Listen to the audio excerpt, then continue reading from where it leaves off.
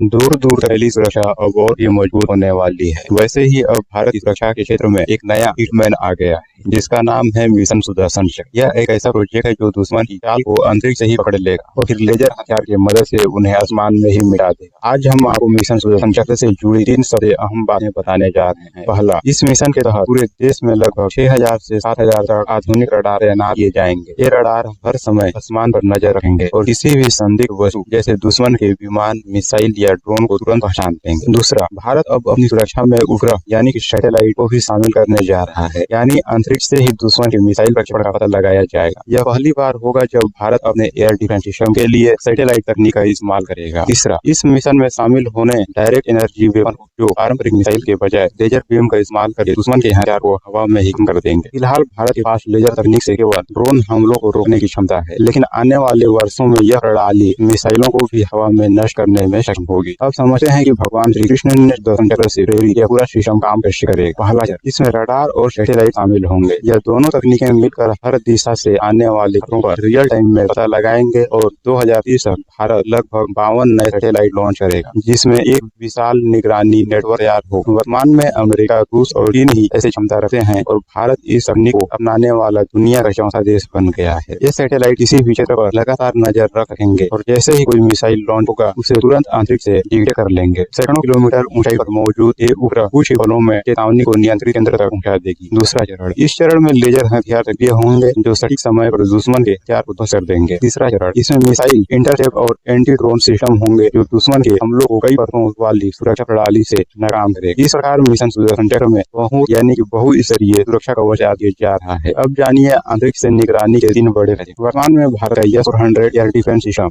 600 kilometre तक निगरानी और लगभग 400 किलोमीटर तक हमला करने में सक्षम है, लेकिन सैटेलाइट के जरिए भारत दुश्मन की सीमा के हजारों किलोमीटर अंदर तक नजर रख सकेगा। जमीन पर लगे रडार की सीमा खासकर पहाड़ी इलाकों में सीमित होती है।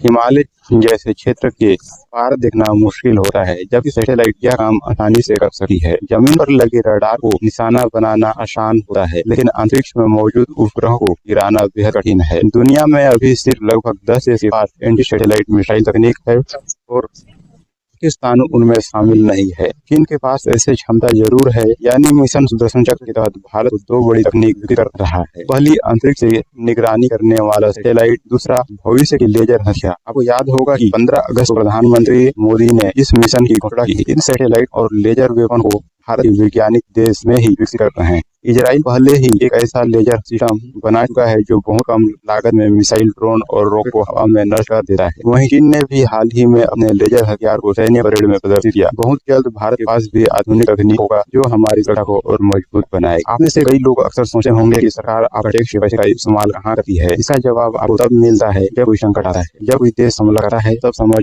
आता है कि हमारी सरकार और हमारी सेना शांति के समय में भी युद्ध काल जैसी तैयारी कर रही होती है, ताकि आपका घर, आपका परिवार, आपकी फैक्ट्री और आपका देश पूरी तरह सुरक्षित हो सके। दोस्तों, वीडियो आप लोग को कैसा लगा कमेंट में नीचे जरूर बताएं। यदि आपको वीडियो पसंद आया होगा तो वीडियो को एक लाइक और चैनल को सब्सक्राइब जरूर करिए। धन्यवाद।